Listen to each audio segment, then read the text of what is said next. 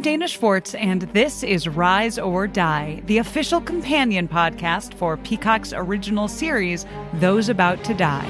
On this podcast, I go behind the scenes with the show's cast and creators to learn how they brought their brutal vision of Rome to life. Gosh, people will freak out. Rise or Die launches on July 18th. Watch or listen wherever you get your podcasts. With your long-forgotten name, we call upon you. We call upon you. In the words of the unspeakable language, we call upon you. We call upon you. By the spilt blood of the wicked, who walk upon this world, sprouting the words of false idols, we call upon you. We call upon you. On the land of the dead harvest, that which brings the earth itself into your service, Yamal, we call upon you. We call upon you. We call upon you. We call upon you. Yamal calls upon you. The Sprouting, a Call of Cthulhu actual play podcast by Blighthouse Studio. Find us on your podcatcher of choice. Welcome back to Angel on Top, a podcast where we watch and discuss every episode of Angel, one by one, spoiler-free and in tandem with no one. Everything has changed. We're all alone. I'm your co-host, LaToya Ferguson, aka the dead female lead, but in flashback form of the Buffering verse, aka one half of the Gunn Squad.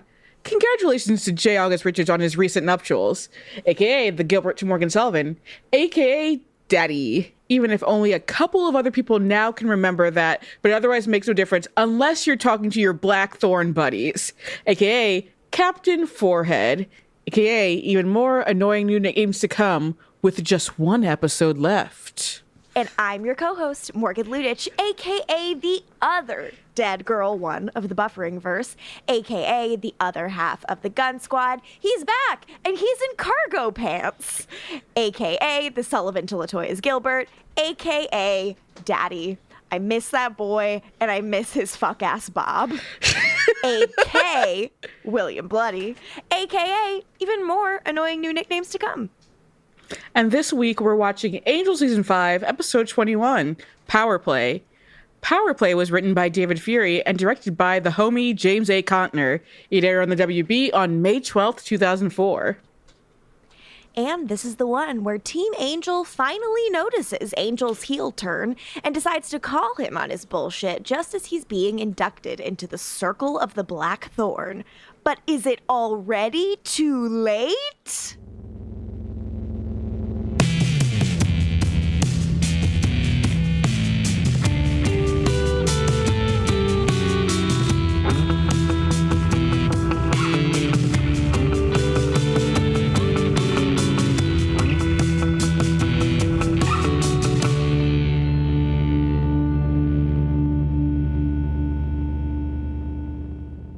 So, Morgan, how did you feel about this, the penultimate episode of Angel, the television series?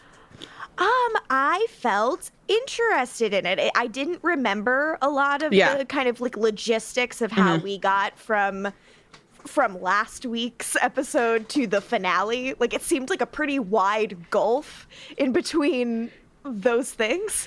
And this does very, very fast work to get us in a kind of end times place. Would you agree with me, and I mean, I've been saying it, but now we're here, that it's all very interesting and good, but I wish we had more of it for the setup, because there are so many good things about the Circle of the Black Thorn and it being like people we've seen, and I'm like, we should have been building this up more throughout the season. And I know, again, it wasn't planned to be the final season, but like, once you knew, you don't do Rome. Yes. Yeah. And it's just like, I mean, I guess you've already booked the backlot. Like, what are you going to do? I don't know. Like, but you could have some kind of fucking Circlehood of the Blackthorn guy. Sorry, I You said Circlehood. Yes. Okay. Because here's the thing I have to say first, before I say anything about how to fix the Rome episode, is that Cole Turner is in the Brotherhood of the Thorn. Yes. And Angel is getting into the Circle of the Black Thorn. And you have no idea what this is doing to my brain. My brain is trying to meld the two names of these groups together. Listen to what you just heard. I'm not a well woman. I think it should be the Circle of the Thorn, actually. So I think we should just keep it like that. Okay, look, I'm gonna, whatever is gonna come out of my mouth is gonna come out of my mouth. So I just want to apologize up top. But I fully agree. I don't know why there isn't anyone from like the Circle of the Black Thorn, like in Italy, that like Angel can liaise with, just to like touch that he is doing this. But I mean, I guess because we're supposed to be having fun and all that stuff. But if you're me, you're not having fun. So it's like, it as might happy as well be plot important. As happy as I am to see Archduke Sebastus and Cybus Vale, I'm like, get Rod Rowland's character in here too. Get that piece of shit in here. Like, really, like, For tie real. this whole season all together. If anything, it'd be cool to see like people from previous seasons and shit like that. That's like, where David is. Yes. Damon Nabbit, where have you been? Justine could not. Justine's a sacrifice. Justine's not in the circle. She's a What sacrifice. if instead of Drogyn being the person he had to kill, Angel had to kill his best friend, Justine, to get into the club? I mean, I'd buy it more than this episode really works hard to be like, we all know how important Drogyn is as a character and as like a piece of like good, right? We all know this. Yes, that was a little rough. So I would fully agree that my biggest criticism of the episode is that I like a lot of the stuff in it, but it just is so fucking fast. It would really have been nice to just kind of like marinate in some of these like ideas and vibes lately. It just makes them look like suddenly they're like, what's up with Angel? And I'm like, the thing that's been up with him he's been bad this whole time. It's just also so like you can still do like the episodic stuff, but tie it all up if it's just a little bit tighter, honestly. And again, like, yes, there was the baby stuff with the Fell Brethren, but like Angel's heel turn wasn't really again, Rome kind of ruins that. And when Nina, not Justine, when Nina brings up the Rome stuff, I'm like, was this added like after the fact, this scene? Because, we're going to talk about it. She calls Buffy his Roman friend. I was so confused, but it like took me what she said, like, that's when I realized she meant Buffy. Yeah. I was like, and not the immortal. I thought like she meant the little goofy demons, like his little. I'm like, they were not friends. He did not tell you the story well. I'm gonna do some Nina bashing because this episode really says, girl, he's never gonna fall in love with you, and she's like deeply falling for him. And the whole time I'm like, you know, because you know the deal, you know this means he's never gonna fall for you, right? Like, you're just digging yourself in deeper and deeper. Which, like, I get. He's a very beautiful, broody man. Like, we should all be so lucky to have a relatively one-sided romance with someone as beautiful and spiky-haired as Angel. But, like, damn, it's rough. And it's also a lot of, like, what you didn't realize is off-screen, they were starting to mean more and more and more to each other. No, he's meaning more to her. Time. She means nothing to him. That I would feel so bad if I knew like his like curse and I was dating him and I just knew there was no chance. If you had sex with Angel and he was just like, all right, see you later afterwards, I'd be like, not even like a little? Like, Am I a bet? Am I a fucking bet? But I have to push back on this, and it brings me no joy to do this, LaToya, but we are to believe that Angel cares for her. Like, I saw to he's in love, the girl in question. But, like, we are to believe that he gives a shit. This man said he wasn't in a relationship, and then he's like, I am seeing someone. He does not care for her. I think he doesn't care for her when Buffy is an option. Like, I think or Cordelia. or Cordelia. I think he's kind of being shitty. He's not being nice to her. But Buffy's not an option, and he still doesn't care for her. I don't know. I do think he does care for her, and I am actually genuinely quite annoyed by how often this episode tells me he cares about her so much. He cares about her. He doesn't care for her. He cares enough about her to tell her to get the fuck out of here with your blonde family. He doesn't care for her. Also, he gets about the whole blonde family. He gets her plane tickets. You have a private jet, sir. Why are you making her fly commercial? I guess because maybe this is like less traceable. Maybe he got them through like a contact. No one's gonna come for Nina Ash and her blonde family. They're gonna use her as a chess piece. Well, when Angel loves them so much, I guess you have to. Like he's so worried for Amanda Ash. It's hard because it's like, okay, time to like for the seeds we planted all season to bloom, and unfortunately the seed that's here to bloom is the Nina seed, and it seems like everybody's kind of standing around going like, oh, why did we do this? Like it's very it lacks so much luster. And I wish I could like it more because I love romance. Created a fake art school for this character. SCAD. SCAD. Okay, I'm glad we both clocked SCAD because I laughed at it for so long. I'm like, Southern California Academy of Art Design? Southern California Academy of Art and Design. And I'm like, I just thought she went to community college. Like, what? Nah, baby. She's a SCAD. SCAD, because SCAD exists. Mm-hmm. She's unreal. Should we dive in? I'm just, in terms of, how quickly this is played, like, the thing with Angel's heel turn also here, I'm like, does anyone buy that he's not doing a bit? I really want to know if anyone like watching would be convinced that he's not doing a bit because it's, again, so drastic. And if they had more gradual, which they don't, it's like, he does the one baby thing and then this. Yeah. And considering how like anti-Wolfram Hart and all this he is in You're Welcome, like, come on. Mm-hmm. It is just like fairly apparent. Like I don't think this really stands to fool anyone. But I don't know, like we are where we are. Like unfortunately there's, nothing to be done about how much time they had to set it up. But it just... After time something could have been done, but they didn't do it, but whatever. Yes, it would have been nice. Because I kind of wonder, like, how would this season have ended on the heel turn? In like a world where they were going to last another, like would it have been kind of like slowly, gradually building up to Angel being like, and now I'm evil, and all of Team Angel being like, wait, what? And that's like the end of the 5th season. Yeah, and then they're going to be ousted from Wolfram and Hart, and he's going to be fighting them as the leader of Wolfram and Hart. But then it's all actually, because it would be because he's nice. The bigger version of like season 2. It's mid-season finale, I think, right, where he fires them. It's like a bigger version where he's like, I'm evil now, and in the Black Thorn, and that's how you would end it.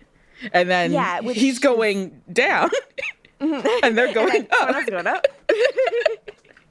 More visual humor. Y'all know what it is by this point. But that's kind of what I imagined to be it, and I was like, okay, like the pacing of everything that's led up to now kind of works for that. So that's kind of what I imagine the end point of the season would have been had they not been canceled. And I think like that's a cool, end of season cliffhanger. Like, I'm going to be evil and destroy this thing from the inside. But it just, it's a little fast. It's like the lesson I learned was power from Why We Fight. That's what I learned. Like, really? Is that what you learned? There was no lesson there. No lesson we haven't already learned, people. You'll never convince us Why We Fight was a good use of anyone's time.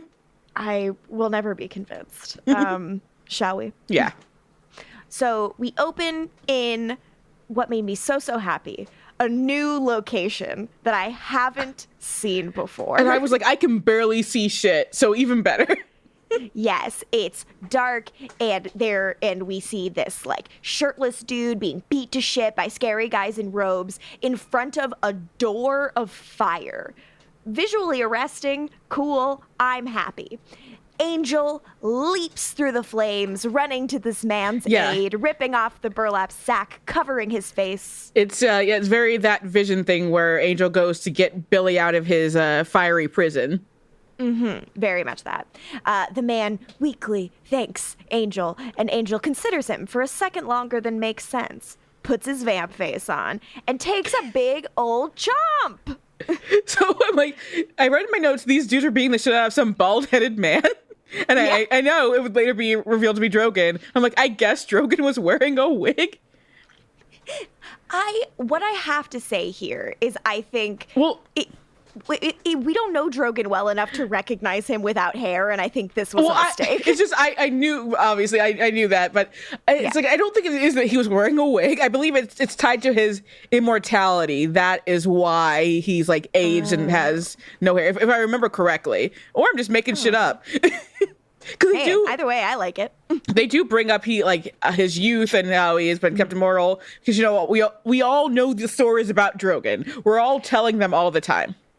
We are all talking about Drogyn all the time, just off screen. We cut to titles. We come back, and we're 19 hours earlier at Angel's corporate apartment. Angel is in bed with Nina, and I'm horny because I saw the words special guest star Christian Kane. Yes, you're not horny because of the scene. I'd be like, what? Yep. Angel's in bed with Nina, and I'm horny, ... because. Yep. So he just blew her mind sexually, and she's like, how are you doing? And she jokes, you're not completely happy, right? And he's like, not even close. Like, no, honey, I'm not worried. I at first I just felt bad for her. Then I'm like, get a clue, girl. Please, it is a little hard to watch. I'm like, I don't get her. I don't get her deal. I don't know kind of what they're going for. Like, she's nice. Yes. But she's also a liar who still hasn't told her sister she's a werewolf, which is insane. And she lives in a house with a child and doesn't, reveal what's going on, which is wild to me. But anyways, she asks if he's thinking about Buffy. This is the little Roman friend line, which is odd. And he's like, no, I haven't had a coherent thought in a minute. You can't say that after you made us watch this episode. It's rough. It's also just like, okay, so what is the truth? He's just lying to her? Is he just an asshole? It's very odd. But he still looks worried, despite, how thoughtless the boning made him. And I was just kind of this was the moment I was particularly weirded out by their level of familiarity. Yeah, I wrote in my notes falling in love off screen. What the fuck did Angel tell Nina is what I wanted to know. Yes, and it's the last time we saw her was Smile Time, right? Yes. That's wild. And that was a whole Fred's death ago. And they set up what could be an actual relationship from there. And Wes is even saying, every time it doesn't have to be, perfect happiness. Because, Buffy, obviously a big deal. He dreamed of Cordelia and it would be a big deal. But, yeah, I understand not everything has to be perfect happiness. But if you're in a relationship with someone and you want to be in a relationship and, develop love, you want it to eventually be perfect happiness, right? I guess, but I don't know. It's about companionship. Because in theory, it's defined. Angel does a casual relationship. That's the story. But they're not treating this like a casual relationship. Yeah, that would be interesting if the woman he was with was more kind of this is casual for me too. But I like when we can be together. If she had her own interesting life and baggage, but she just has a blonde niece. Which is valid. I have 2 blonde nieces. Morgan? So that's what it's always like. I'm not knocking it. She suggests a vacation, because he's admitted he has a lot going on at work. And he's like, no, I have things to do that have already been set in motion. She suggested he go on vacation and invites herself. This is... What? No, he's just not that into I invite you. myself on vacations. He admits he's not liking who he is right now. She tells him like he's a hero. He doesn't want to hear it, and he says he might not always be. He says not that word. It's like she should have said champion. Like that's the buzzword Angel said 5 million times. That's the word you go. Not that word. She's not listening. Then in the Wolfram and Hart halls, Spike sees Illyria walking around, and he comments on how no one's afraid of her anymore and how it must just be devastating to her. And she's like, I don't need anyone's attention, thank you. She lied. Spike is like, I get what it's like to haunt this place, and I recommend that you get the fuck out of here every once in a while before you go nuts. And it's like, ooh, that's an interesting connection that Illyria and Spike have. Wish we could have explored that more. Yes. She says she's wary of the world, like now that she doesn't have her full powers anymore. Plus, she mentioned she's not talking to Wes anymore, but since she's Illyria, she phrases it as no longer having intercourse, which Spike is obviously like baffled by. I read in my notes, LOL, they know what we want. And she's like, yeah, we haven't really been talking since I like pretended to be Fred, which like fucked him up. Which means Spike knows about the Fred thing. No reaction. Nothing. And Spike tells her, I know you had a lot of devastating powers, but like looking like Fred is the most devastating one you have for some of us, like the people who loved her. And I'm just like, you knew her for 5 minutes, but okay. Like the voice will not shut up, and I'm trying, but I honestly felt like this episode, I felt like the Spike and Illyria dynamic felt more realized here than his vibe with Fred ever did. Like they have a couple moments in this episode where I was like, yeah, like this is cooking with gas, actually. Well, yeah, because there's no moment where you're like, is Spike trying to flirt with Fred? Yes. At no part do I feel like he's gonna fuck her. Yeah. Our next scene takes place in the Wolfram and Hart lobby. We meet Senator Brucker. She is a girl boss senator. Yes. She is played by the actress Stacey Travis. And our girl is a David E. Kelly alum. Woo, woo. She was as I've been watching, she was on picket fences as like the younger 20-something girlfriend of like Kathy Baker's father, like that he brings to Thanksgiving. It's a whole thing. Yes, she showed up on The Practice. Yes, she showed up on Boston Legal. She explains that she's been with the firm since the Holland Manor days as a client and is escorted. Yeah, hell yeah, King. And she's escorted to meet Angel and Gunn in by Marcus Hamilton. Because he's back. So she has a vampire assistant, Ernesto. He'd love a little bit of human blood. She points to him and says that she loves diversity. Yeah, after Angel's like, oh, he's a vampire. But it's like, because he's also black, so this is the bit. I'm like, geez, gal. Harmony is like, I don't have any human blood. Like, we don't have that here, but I can offer you something in a rodent. Iconic. I'm obsessed. Angel tells her to go check the blood bank at the lab. And she asks for a sip. And Gunn is she shocked. May not have one. Gunn is scandalized.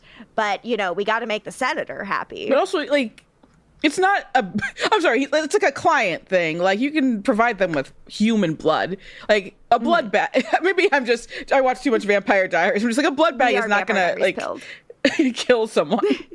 Calm down. We all got to take a breath.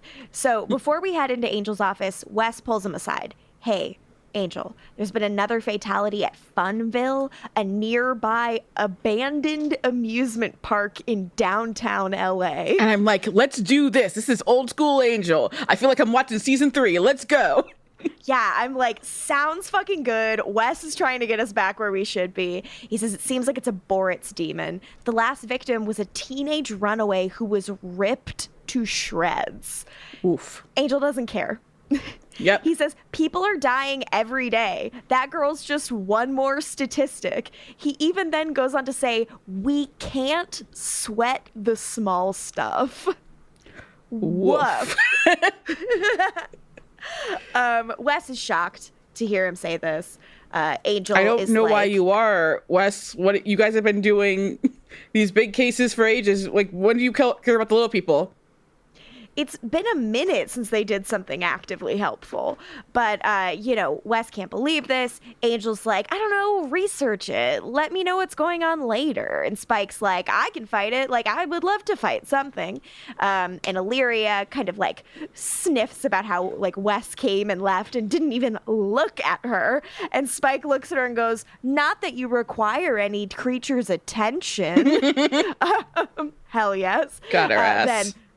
Then he asks, hey, want to find something to hit? And that was the moment where I was like, hell yes, I see it. They're both so annoying that they have to hang out together. They're two horrible outcasts, and I say that with lots of affection in my heart. I really liked their vibe this week. I thought it was super fun. But back with the senator in Angel's office, we're watching an ad for her opponent. It's very wholesome, apparently. Female voters love it. Senator Brucker is devastated to lose her, quote, lock on the chick vote, end quote. She's not like most girls, actually. She actually has a bunch of guy friends. She gets along with them better. Oh. That's cool. I mean, like, girls are so much drama. So of course. The circlehood of the Thorn, they're all dudes and her, so. A real boys club. So she says, I didn't claw my way up from hell, get installed in a human body, just so some pedophile could steal my Senate seat. And they go, is he a pedophile? And she goes, no, but you can make him one. And she demands that they get Dr. Sparrow, who put all the Matrix shit in Gunn's head, to brainwash her opponent into being a pedophile. Wild. But also, Gunn, you don't seem to have an issue with the fact that she's a demon that, like, took a human body, but whatever. Yeah. Gunn is like, hey, we don't do that kind of shit. And I'm like, no? Gunn, are you allowed to be wearing hoodies and cargo pants to work? Like, at this point, I don't know what cargo pants. At this point, literally, a client like Senator should walk in and be like, who is this? Can we have the real lawyer? Yeah, it's wild. But Angel cuts him off and is like, no, we'll do it. It might take a little bit, but we'll do it. And she's like, great, you've got yourself a loyal ally in Washington. And Gunn tries to reason with Angel, but Angel's like, I'm talking to the fucking senator right now, Gunn. And, like, kicks him out of the meeting. He, like, big leagues him, and it sucks to see. Then in Wes's office, Wes is asking his books for information on Borit's demons. Information appears, but so does a little secret message. Angel doesn't care about the Borit's demons still. He doesn't care about the people who are dying, but he does care to sell West, you're a fucking idiot. Yep. So the secret message is a little barbed wire tattoo-looking symbol and a message that reads, you're looking in the wrong place. Gunn comes in. We've got a problem. Wes looks down. The message has disappeared. We cut right to a racquetball court. This scene is exactly my shit. Angel's playing racquetball with a dude who just, like, looks like the devil. He's got horns, red skin, a tail. This is Izzy, or I think it's like Israel or something like that is the full demon name. He is the demon from You're Welcome when Angel's trying to tell Cordy, we're not in bed with evil, blah, blah, blah. And then this demon walks in and says racquetball. Yes. So Angel had been playing racquetball with him already, even before he was evil. Well, okay, well planted. Mm-hmm. This guy is like, he's like, I've been chatting with the leader of the Fell Brethren, and all they talk about is that fucking baby you got them. Also, for being a secret society, to just let in any random demon lawyer, apparently, because he's the hookup. Mm-hmm. I adored him. I adored the, like, Succession vibes of this scene of two awful rich people, like, doing something bullshitty while talking about stuff with huge stakes. It's like, you give us this Wolfram and Hart set, do more of that stuff. Do more of that, like, bullshit evil lawyer stuff. Yeah, like, this feels fun in a way that, like, kind of walking and talking around the big beige room has kind of gotten less rewarding over time, but this felt fresh and interesting to me. So they're like, they love that baby. This episode's adding all sorts of new sets, like the interrogation room that Lindsay's in that has so much antique art and knickknacks. Yes, a very cozy, well-appointed interrogation room. What is this room? And then the door opens and interrogation 2. I'm like, what? This is like an office or like a penthouse. It's like it's like Angel's penthouse, and they just redressed it. Yeah, quite likely. Yeah. So our red demon-y dude is talking about how the Fell Brethren only had nice things to say about Angel, given their experience. And Angel asks, how long does he have to wait on an answer? We don't know what he's talking about, but he asks. And the red dude's like, won't be long, man. We cut to what I assume is Funville. Spike and Illyria are wandering through a very spooky-looking location. Doesn't look very fun. But the idea of an abandoned downtown LA theme park is so scary to me. I'm like, where? Where downtown? You tell me what streets this place is. Like, yeah, absolutely. I'm baffled. I can't picture it, but like the idea of it is horrifying. At least when congratulations. When it's like Santa Monica, I'm like, sure, I don't go there. Maybe that's what Santa Monica is. Just abandoned theme parks and carousels. Of course. Spike thinks Angel's maybe lost his love for the hunt due to corporate life, and that's why he's not out here. Like, classic Spike, he's just like, Angel's soft, not realizing that instead he's evil. Illyria says it doesn't serve his interest, and she explains that she's seen this before with other leaders. He's been corrupted. Spike does not like Angel being referred to as his leader, but does want to know what she means by that.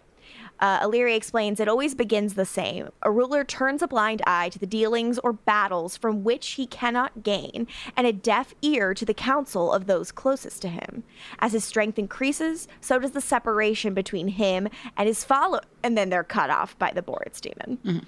Mm-hmm. So Illyria's sniffed this out. Like, she can see what's happening already, but she doesn't really care that much to warn anyone about it, unless they ask nicely. So the demon shows up, and they fight. Spike is like, you're wrong about Angel. I would know it and I would feel it if Angel were evil. And I'm like, aw, boyfriends. And also he's right, because Angel's not evil, and he basically keeps saying that. Mm-hmm. And Illyria's like, you'll see it soon enough. He's going to turn against his intimates. Then Spike says, Well, I guess I don't have to worry about that, because Angel and me have never been intimate. Except that one. Okay, so, LaToya, I would like to pitch to you something that someone who is either in our Twitter or our Discord, I tried to find it and I couldn't see who this was, so I'm sorry that I'm not crediting this person, in response to our outrage about the "you never let us do that" joke in the girl in question that implies that they didn't all have group sex. Their pitch was that, what if Darla, upon meeting Spike, was like, no, thank you. Mm-hmm. Yeah. I want nothing to do with that man. And I think that's incredibly funny. So if they were okay, no group sex unless everyone gets to have it. And therefore, less group sex. Even though Angelus was still fucking, both Darla and Drusilla. Oh, for sure. But it's an excuse I will allow if we must. So Drogyn appears and is kind of Angel's turned already. Spike reminds us who Drogyn is, keeper of the deeper well, where Illyria's sarcophagus was. We met him in Hole in the World. Fun fact, he cannot tell a lie, according to him. And again, which is just there's so many attempts at credibility building with Drogyn, but they're all given to you by Drogyn. So it's kind of I don't know. Like, it's all sounding very much My Girlfriend in Canada. Like, again, I don't know. Yeah. This was originally supposed to be played by Giles. So another one of those originally supposed to be played by people in Angel Season 5. Who, of course, we trust Giles. I don't know. I don't always trust Giles. Mr. I'm going to leave after Buffy comes back from the dead. Whatever. I'm going to stay gone. Shut up. Yeah. He could. Yeah, Giles can be shady. I don't think he can be fully. I don't believe that even bitch. Though I love him. Trust no bitch. Buffy, you have to be an adult. She was dead. She's been more an adult than most people ever have to be. They bankrupted her. Let her live. I hate all these people. Yeah, I hate everybody. So then the board shows up. Spike does the fighting. Illyria jumps in, takes the guy out incredibly quick, doesn't need Spike's help at all. Drogyn explains, I'm here to find you, Spike. I have the power to find anyone who has visited the well before. And I'm like, okay, wild. He says, I'm here to warn you. And I'm all beat up. And it's because Angel did it. Dun, dun, dun. Then, Wolfram and Hart lobby. Wes takes some paper from Harmony, draws the barbed wire tattoo he was sent, and Harmony says, that'd look good on a calf. Never change, baby girl. She assumes he's like back to doing bad boy shit and is like, then you gotta get that barbed wire on your calf. That's obviously a bicep barbed wire, Harmony. Come on. No, put that right on the chest, baby. Yeah. One around each nip. Oh. No. Belly button. Belly button tattoo. Oh my God. Yeah. I like remember he's Batista. I was once given like temporary belly button tattoos that were like rings around. And I was like, I'm a child. This feels wrong to me. So in Angel's office, Wes walks in, finds Angel with Hamilton, and they're having just like a pretty cozy looking fucking chat. Angel blows him off and tells him to shut the door on his way out. Like this is a fucking Mad Men preview. Have a seat. Shut the door.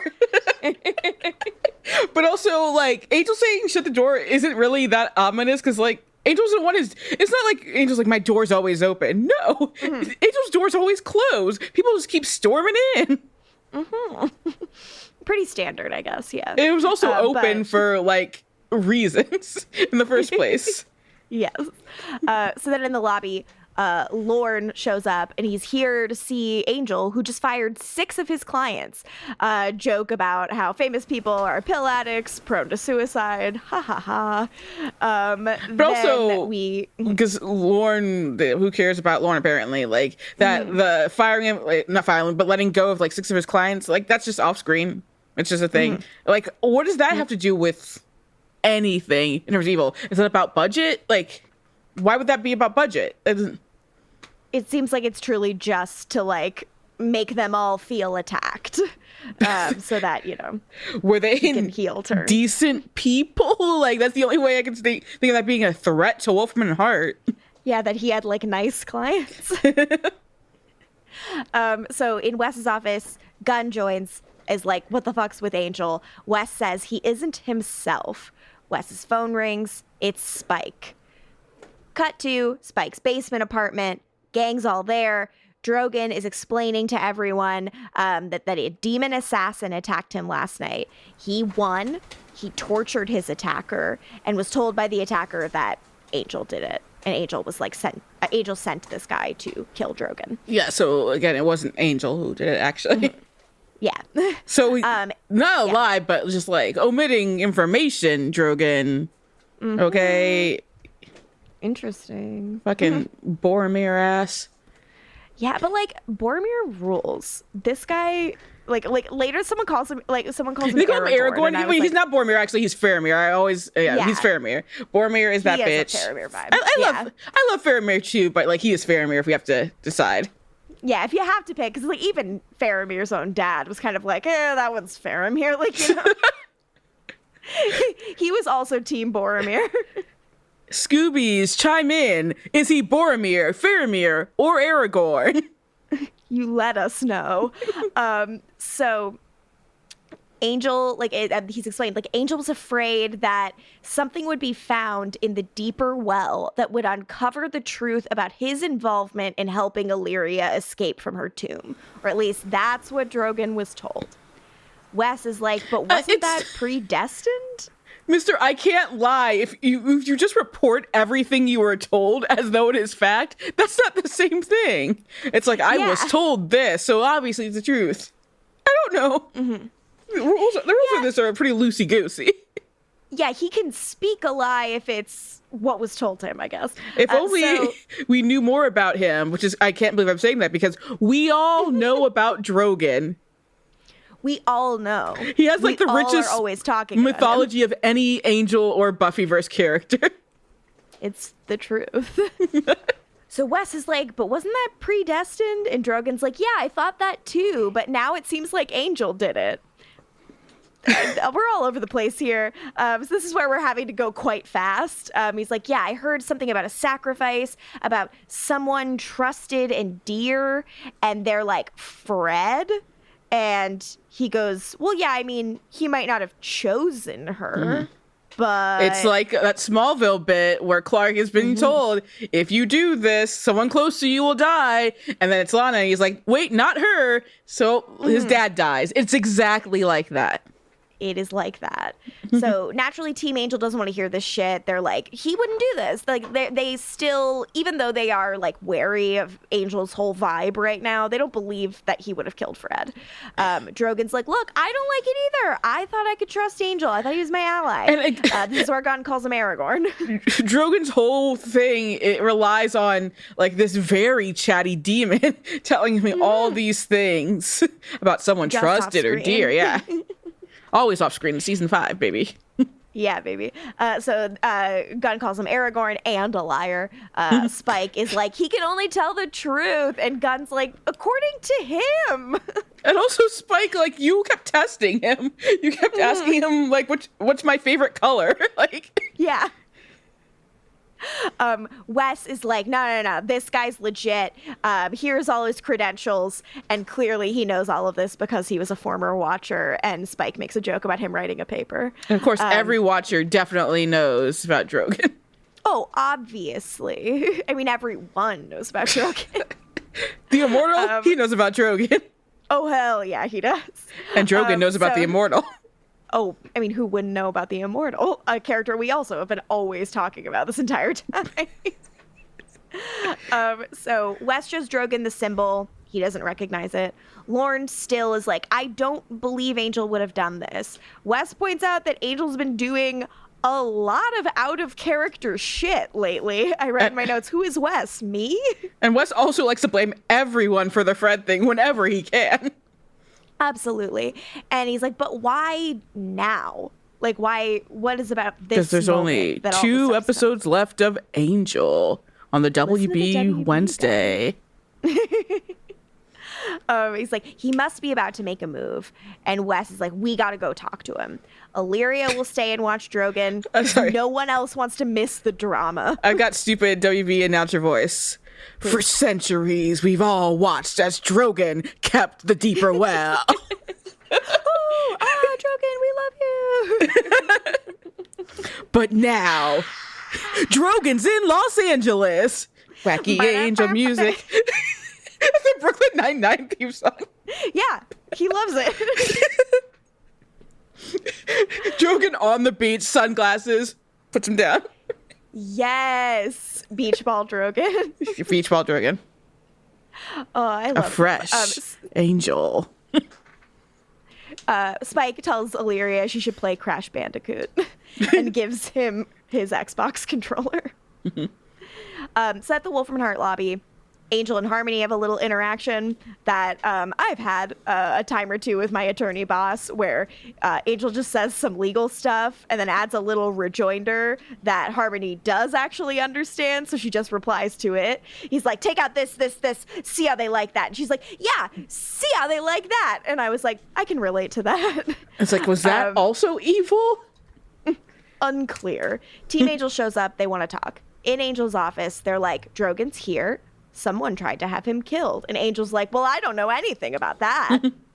Angel's not the one who can't tell a lie. Yep.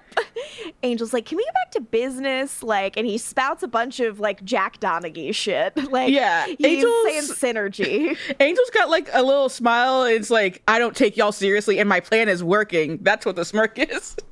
Yeah, he's loving it. He like, cause he is such a little theater kitty bitch. Like, he loves to do a little act. Like, remember with Faith? Like, yes, come on. This is exactly how it went down in his mind palace, and he can't wait to tell them. Obviously, I'm gonna like rub his hands together in glee.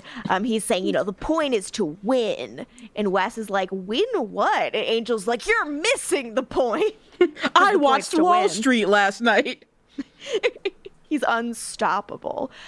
Gunn is like, you kind of sound like Angelus. And Angel's like, if I were Angelus, half of you would be dead just for the fun of it. Also, Angelus is not this smart. Like, yeah. Especially not in a post-season 4 Angelus world. This dummy running Wolfram Hart? Come on, son. So Spike's like, one of us is dead already. And he says, are we having fun yet? I write in my notes, David Fury predicts party down. Then Angel gives a little bit of a speech saying, you want to know the truth? The truth is there's only one of us who ever understood how things really work. Lauren. Whoa, hey, can I not be the poster child for your nervous breakdown here? You didn't judge. You didn't spend your life obsessed with good and evil. You do that, you get swallowed. Lost in the minutia. Good, bad, angel, angelus, none of it makes a difference. I wish it did, but you know, an ant with the best intentions or the most diabolical schemes is just exactly an ant. And there is one thing in this business, in this apocalypse that we call a world that matters. Power. Power tips the scale, power sets the course, and until I have real power, global power, I have nothing. I accomplish nothing. So yeah. Yeah. What do you think about this point with Lorne? The idea of how Lorne has handled it, like he's suddenly lauding. Well, the thing is, that was the point of Life of the Party, and that was a lifetime ago on this show. And also, like, the point is, like, it turned out he does judge people, but whatever. It feels bizarre. Like, it feels weird to be like, this character you've barely seen all year is the person we all should have been looking to. And I'm like, what has he been doing? Like, a question mark, like, walking and talking on cell phones and making cheap jokes and just drinking nonstop because Fred's dead. Yeah, Lauren was the only one who got it. He's an alcoholic now. Mm-hmm. I think it is an interesting point to bring up, like, even if it's just like Angel deflecting, but like Lorne did kind of take to Wolfram and Hart despite the evil, and it might have been nice to explain why he felt comfortable doing that and what really changed for him beyond Fred's death. By losing the serialization, we just like have lost our supporting cast, it feels like, and it's such a bummer because I want losing the Lorne. serialization like that. And as good as Marsters is, prioritizing Spike over the supporting cast. Yeah, which is just like hard again because it's like, you know, I've watched 4 seasons with our existing cast. Like, I mean, you know, I know some of them showed up a little later, but like it sucks to be deprived of everything the show has been before. But Wes is like, okay, then how do you get power? And Angel's like, well, it isn't pretty or fun. I don't know. Maybe Wolfram and Hart got to me, but they showed us what power is, and I have a chance to change things. Not sounding good. I mean, I can give examples, but how did they show them what power is? I would say one example he could use is his son thing, but the only one who knows about that is Wesley and Illyria. But like, but that's like a big moment that could be brought up. Yeah, that would be definitely worth bringing up. But then you'd have to get into the like, okay, let me explain to everyone who doesn't know like about it. Like it is tricky. Like I get it, but it's just this isn't quite landing for me, but I'm trying to get kind of caught up in the tension of it all because they're all doing great, like, you know, monologuing and shit. It's like, again, it's good material when the basis for the good material isn't there, though. Yeah, it's you built didn't on show your a work shaky in a foundation. math problem. Absolutely.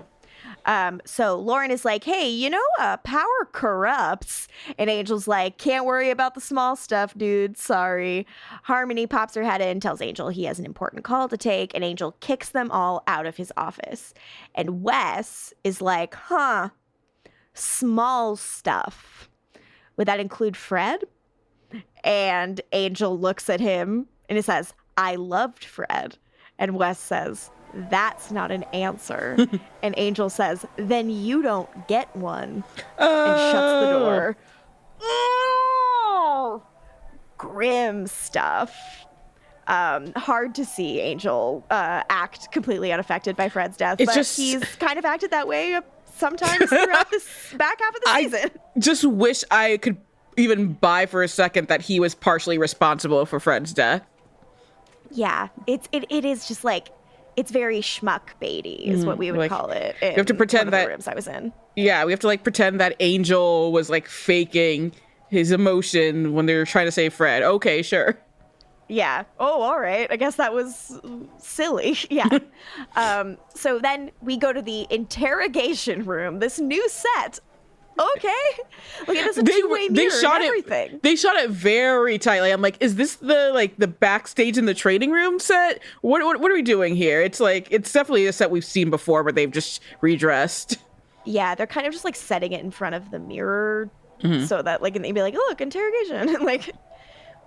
But Wes is looking for an explanation. He wonders aloud if maybe this is a ploy. And you're like, yes. Yeah.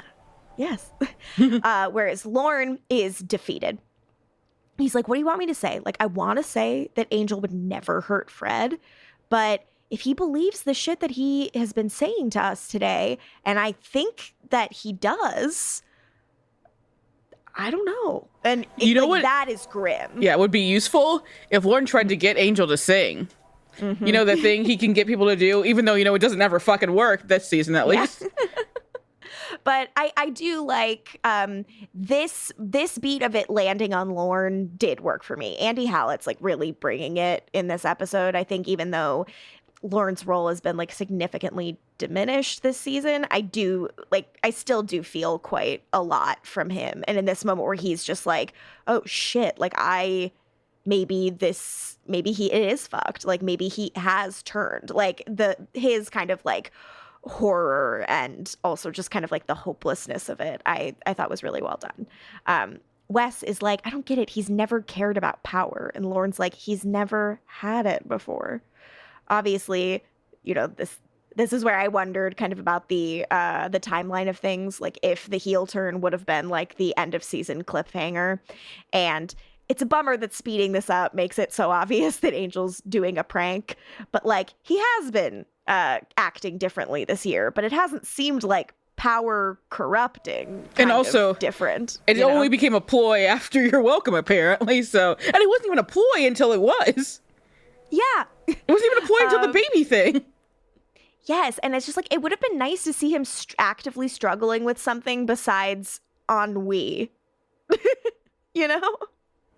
And you might think, this is Angel, it's all ennui. No, there are layers. Yes, there is ennui alongside all of it. There's ennui alongside real problems. Have we gotten a single old man Angel in this season of television? I don't think we have. And I miss when he's crotchety. I want to see him give a quarter tip to someone. Please. And have someone hugely scold him. I tipped 25. It's 25%, Angel. So Gunn and Spike then bring in Lindsay in shackles.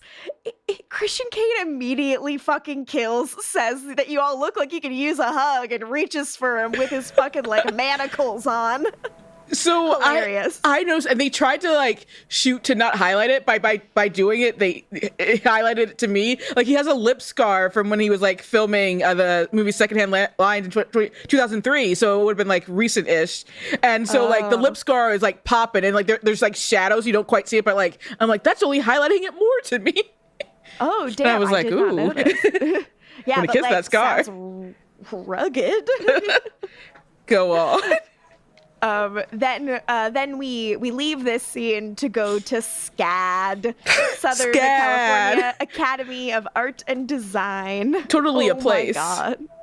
I want to know in LA geography where SCAD is.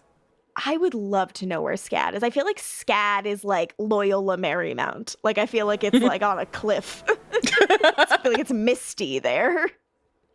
I write in my notes as soon as we cut to the scene, I cannot believe I have been begging for Angel to have a person to confide in this whole season, and that they have picked Nina. Be careful what you wish for out there. This is like full on monkey paw for me.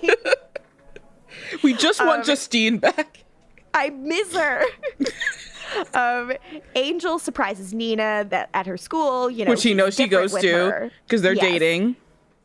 And he's acting like the Angel that we know, which also makes it harder to believe in the play that he's doing.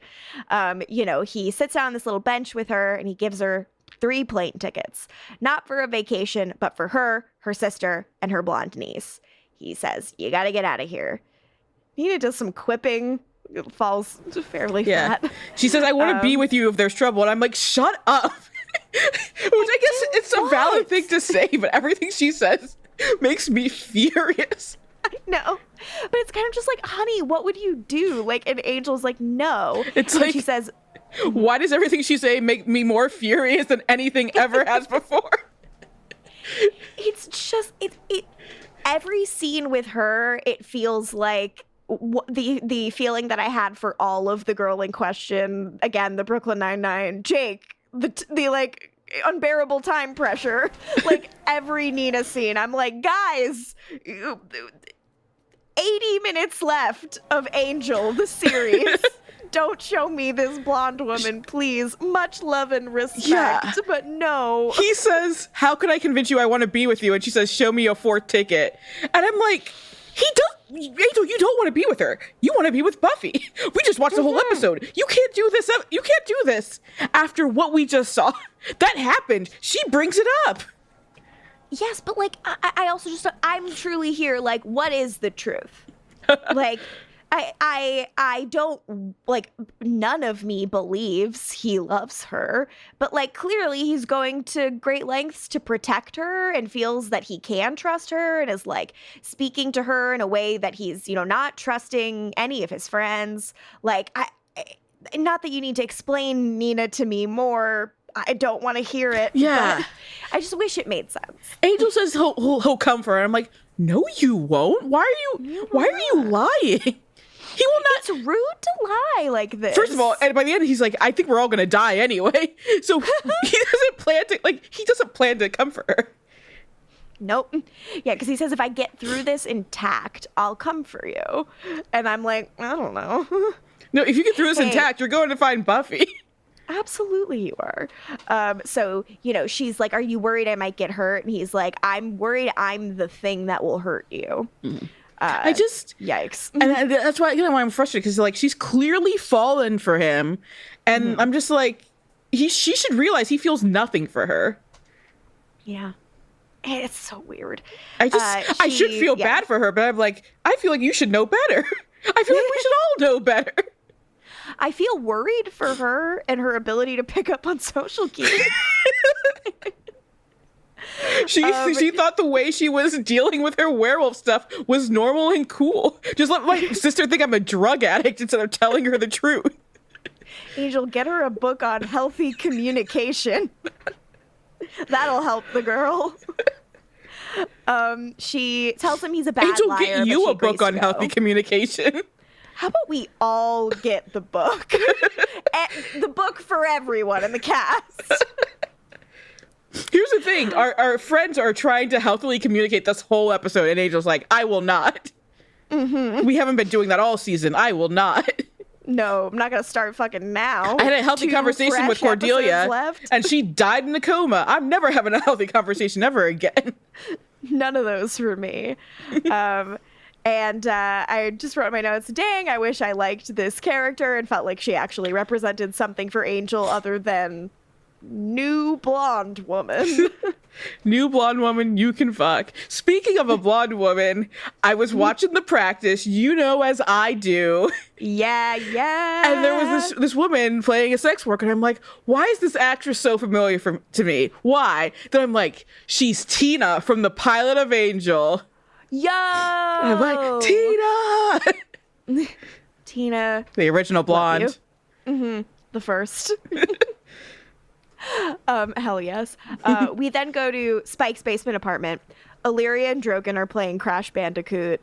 The way Drogyn is holding the controller is killing me. Like, he's holding it, like, with one hand backwards. Like, I'm trying to mime it right now, obviously, again, visual comedy, but he is holding it so incorrectly. Illyria's kind of got it right. I was laughing so much. Drogyn's like, Illyria, you're supposed to be in the fucking well. And she's like, I mean, yeah, I wish I would never have been brought out of it. I love what she says here. She is staring at Crash Bandicoot and she's raging. And she says, I play this game. It's pointless and annoys me. And yet I'm compelled to play on. And I like this notion. I love that playing Crash Bandicoot has made her examine the cosmic insignificance she's dealing with as a mere mortal being. Good to me. That's the kind of Buffy shit I like. And it was nice to see it here. Like, silly, but also soulful in a blend that I thought worked for me. Yeah. But then, unfortunately, Marcus Hamilton Kool-Aid Man's into this house. And I will always say the best Kool-Aid Manning in live action is Sam Witwer in Being Human. They're asking him for a sledgehammer, and he says, "What do you need a sledgehammer for?" And then he Kool-Aid Mans himself through a wall and says, "Oh, yeah." King. And Drogyn's like, Marcus, like, they know each other. Marcus calls him Dro. I said in my notes, I wish they were exes, but also I wouldn't wish that on Drogyn. Exactly, yes. And this, him and Dro going way back, I'm like, again, every attempt they make to seem like Drogyn has existed prior to this season of television falls so flat. We all know Drogyn. Like, it's very odd. Illyria tries to kind of like slap him around and mess with him, but Hamilton's a lot stronger than her. Yeah. He eats her fucking lunch. He folds her like laundry. She is completely wrecked. He beats her ass. Unfortunately for this fight scene, Adam Baldwin moves like a robot, and I'm not saying a T-1000. Like, he moves like there's no flexibility in his limbs whatsoever, and I can't tell if it's the suit or just the way his body moves. Yeah, it's not. It doesn't look great. Like, when he's doing the punches, I'm like, oof, woof. And like hitting her in like the back, like it's just like all just like didn't quite, like, his fighting style did not feel fully realized in a way that was, like, good for the way he moves. But what are you gonna do? We then cut back to the interrogation room. Lindsay assumes the boys have called him here to beat the shit out of him. Fair enough. They're like, cut to the chase, and he's like, I don't know anything. Wes shows him the barbed wire tattoo, and Lindsay tries to pretend he doesn't know what it is, but we all know better. We can see the twinkle in his eyes. And he goes, there's no way they would take Angel. Another thing for Lindsay to be jealous of Angel for. Funny. Good choice. He explains that this is the symbol of the Circle of the Black Thorn, not the Brotherhood of the Thorn that Cole Turner belongs to, but close enough to it that boy is it gonna trip me up. He says they're a secret society. Spike immediately assumes they're frat boys that spank each other a lot, and he's like, nope. These guys are elite. They have big connections. They concern themselves with power. And they're all like, oh shit, power? Well, Gunn's like, I've never heard of them. And then he's like, you're a fucking idiot. Yeah. Dummy. Gunn's like, what do they do? And he's like, what else? Apocalypse shit, man. I brought up the apocalypse, and you guys haven't cared about that once. Wild. I guess Angel was the only one listening to me. wild, which is wild in itself. Like, Angel should never listen to Lindsay. He still finds a way to throw in a jab at Lindsay, even when he's not in the same scene with him. Fucking king. It's explained that the Circle of the Blackthorn is like just below the senior partners. They do the senior partners' bidding on Earth. So Wes puts it together. Lindsay, you came here to LA to get in the circle, to be the senior partner's instrument on Earth. And Lindsay's like, yeah, Angel, like, can't do it. He'd have to give up the championship, and he'd have to, like, kill one of his lieutenants. He was gonna kill Eve, wasn't he, Lindsay? God, I hope so. That answers the question on if he loves her. Yeah, that's so He was gonna funny. sacrifice her as soon as humanly possible. In front of that fucking door of fire. Eve was about to eat it in her Ann Taylor best. He's gonna pop his shirt off, show off all those cool tats, and he was gonna kill her. Sick as hell. Why didn't we get to see it?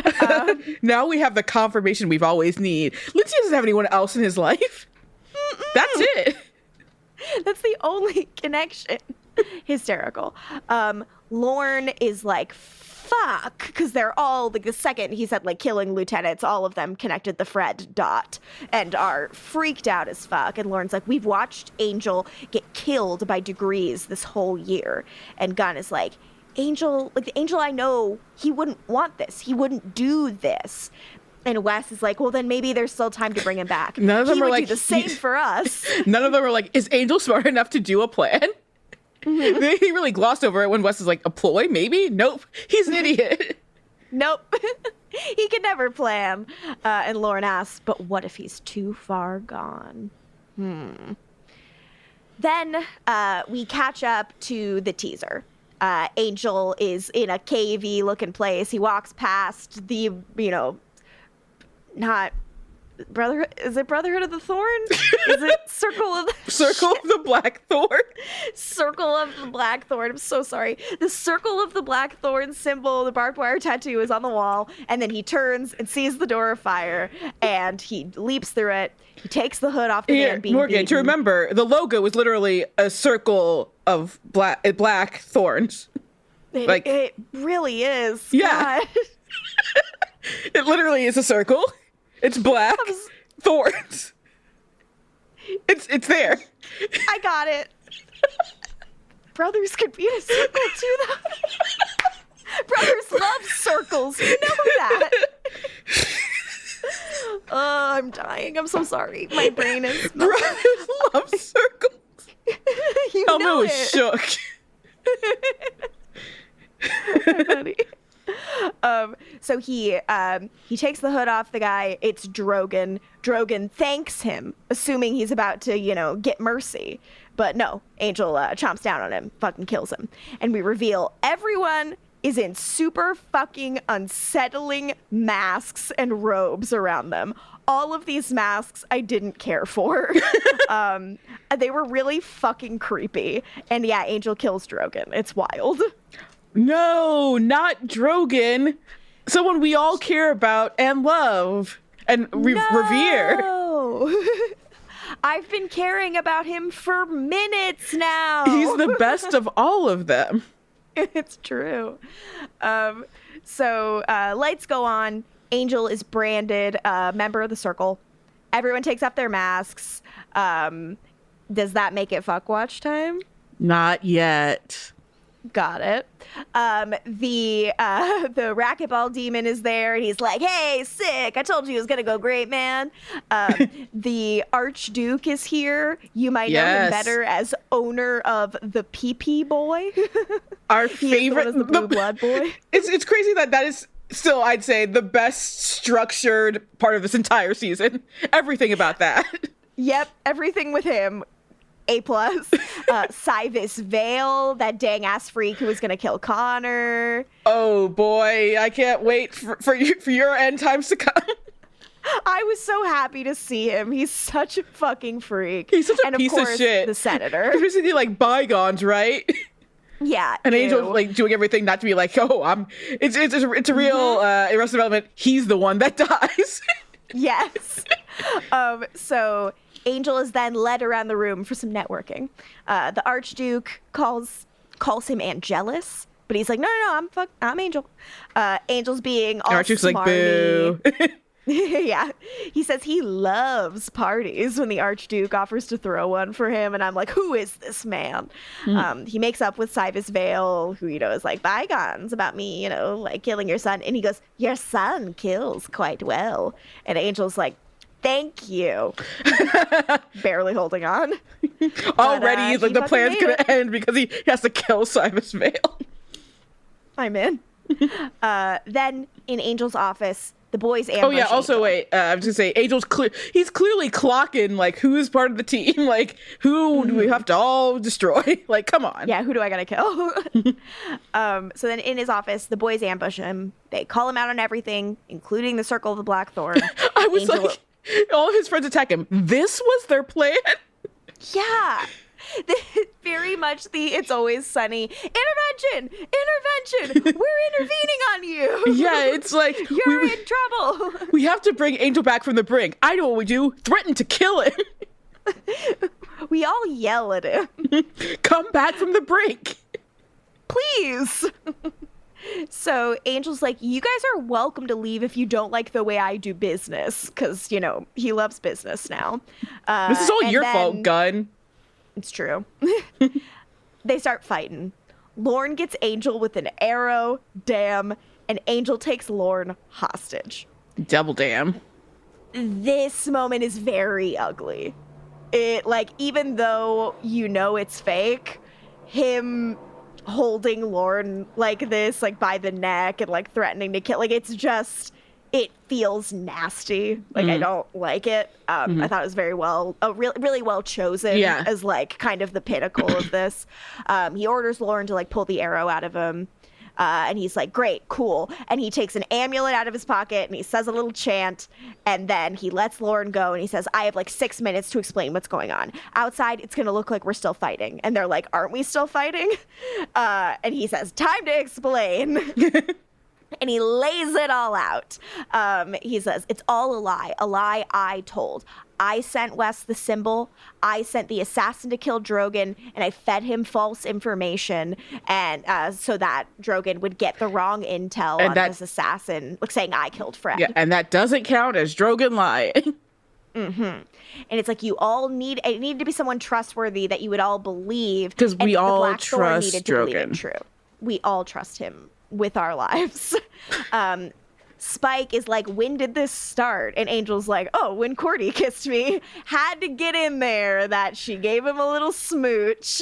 Fuck, what's time? Bam, bam, bam, bam, bam. Flirting, understanding, consent, and kissing. Flirting, understanding, consent, and kissing. Fuck watch.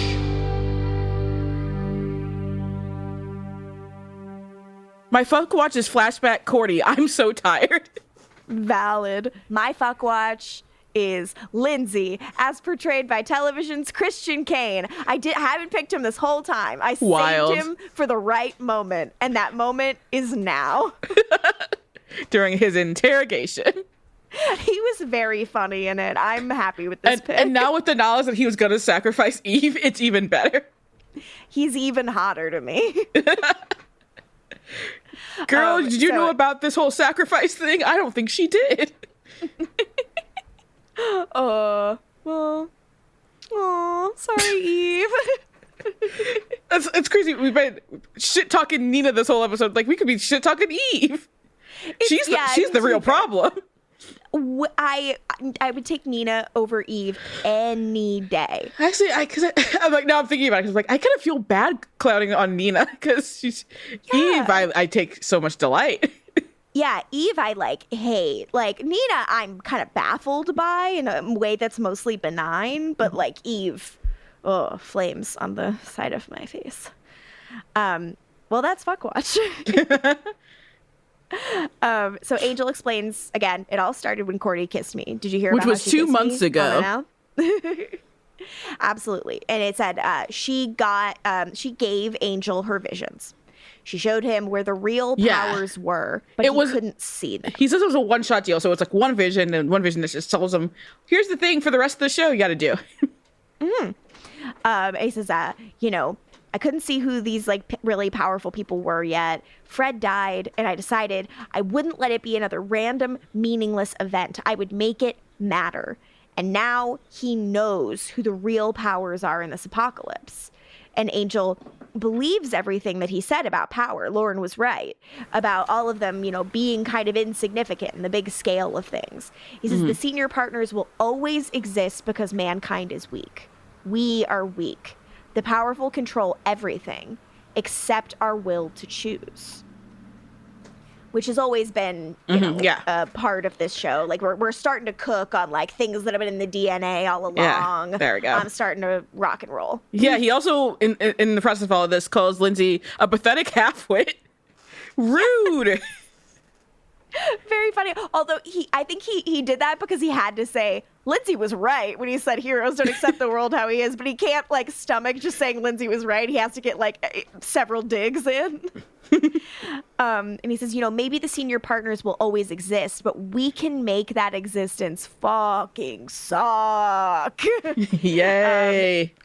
If we're just a part of a machine being run by the Circle of the Blackthorn, maybe we can bring it to a grinding halt, even if it's just for a second. Spike likes it. Angel clarifies that they're going to kill all of them. Like everyone in the Circle of the Blackthorn. And there's no walking away from that. And Lauren's like, do we crawl away? No. They'll be like real fucked, Angel explains. 10-1, we're gone when the smoke clears. So I need all of you to be sure. You have to decide for yourself if this is worth dying for. I love Boreanaz's delivery on, I can't order you to do this. I can't do it without you. Like, it really got me. There he is. There's Angel. Yes. And he's like, so what I'm going to do is I'm going to like say, like, let's put it to a vote as a team. And it's this moment of him putting the power of this choice back in their hands, which, like, this whole season, it's very much been like a lonely angel at the top of his, skyscraper being sad about all the toys he has. So it's nice to see him kind of put it back in their court in this moment. And Spike defines it kind of as like, okay, so the plan is to burn the house down while we're still in it. All right, I'm in. And then Wes is in. And then Gunn is in. And then we see outside, Hamilton's watching. The way he's seeing it, they're all still fighting. They're all screaming. It's actually like made me very upset to even watch this thing where they're all like screaming at him to let Lauren go. And they all sound like so scared and horrified. I was like, I don't like this. And Hamilton's it's like finally like, this whole bit works. Yes. And Hamilton's, looking at it like, this'll suit me. Yeah, he's so pleased. Fine. Piece of shit. But little does he know, they're plotting. And we don't get Lauren's vote, which I think is good suspense. Like I'm interested in Lauren's piece of all of this. And I like that we don't see him in on this. Like, he's not eager to die. Like, why should he have to? Right? Let him sleep. Yeah. Give the boy a nap. But, yeah, that's the fucking ep. I think the second half really like takes off. Yeah. The Nina stuff's wobbly, but like that's just Nina for you. That's just Nina. Who's that girl? It's there. Nina. Nina Ash at your service. Absolutely. Her last name's Ash. I'm never gonna get over that. That's so wild. That's a cool last name. They should have said it. Like, the coolest thing about her, they don't even tell us. I'm sure they did, and we just forgot because she's Nina. Absolutely. You know what? And also, more likely there's like that they did 50 episodes between each appearance she has, so. Yes. And again, like, do you want to be serialized or don't you? Like, what's the plan here? But this was really fun. I really liked this one, and I know that I love the finale, so yeah. I'm excited to be like this. This was leaps and bounds ahead of the girl in question. What if we hate the finale and rewatch? It's not going to happen. Like, I can guarantee it's not going to happen at all. It will not happen, but that's fun suspense to build. Should we do a bit, though? It's just an hour of us talking shit. It's like, okay, we were just doing, like, a ploy. Here's how we really feel. Everyone's like, we stopped listening. It was an hour of you shitting on this great episode. We would not do that. We only shit on the bad ones.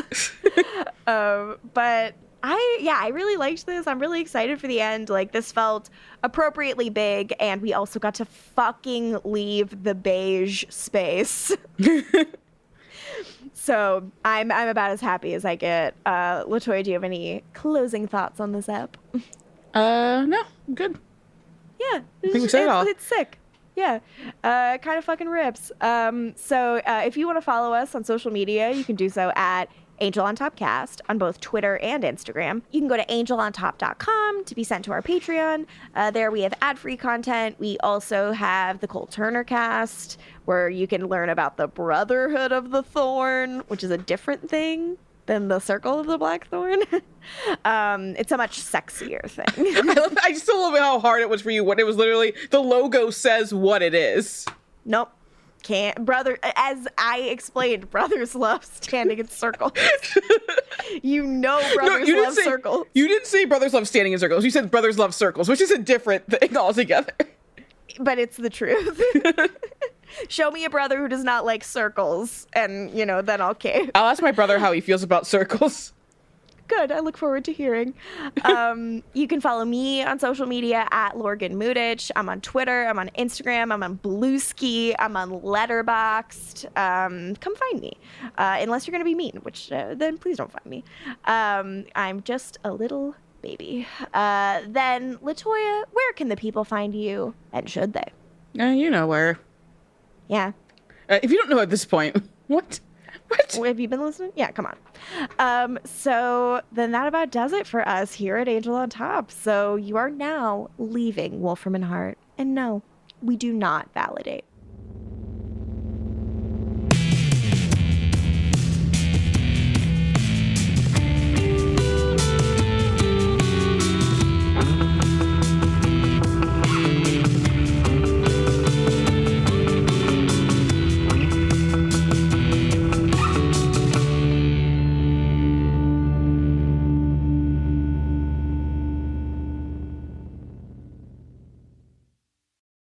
Hi, I'm Dana Schwartz, and this is Rise or Die, the official companion podcast for Peacock's original series, Those About to Die. On this podcast, I go behind the scenes with the show's cast and creators to learn how they brought their brutal vision of Rome to life. I talked to acclaimed director and executive producer Roland Emmerich. When I saw the first race, I was like, giddy. Actor Ewan Ryan. For an actor, that's a dream, although you do get a lot of sand in your sandals. And so many more. You helped summon those ghosts back onto that stage. Every day when I went to set, I was giggling about what I saw. I think it's going to be a breathtaking thing. People will freak out. Rise or Die launches on July 18th. Watch or listen wherever you get your podcasts. The web tore. Those that both created and were created by the threads disentangle from the fringes to feast on the very thing that spawned them. What's that, City? This is how you deal with weird! No! Do not harm my children! Oh, you lost a feather. Can I keep it? No, you can't force me to! Do you know what lies within nothing? Rocket is in trouble, Akasa. Can we turn on the wind show remotely? No, she could lose her job as an Akasar. I don't fear Vehar. No, but you fear me. If you intend to trick me, I will not hesitate to sever the oath bond entirely. Why didn't you help me? Coward! I don't have a parachute! I don't like free falling! Counterbalance, a high fantasy audio drama. Season 2, coming 15th of October 2023. Learn more on trilunas.com.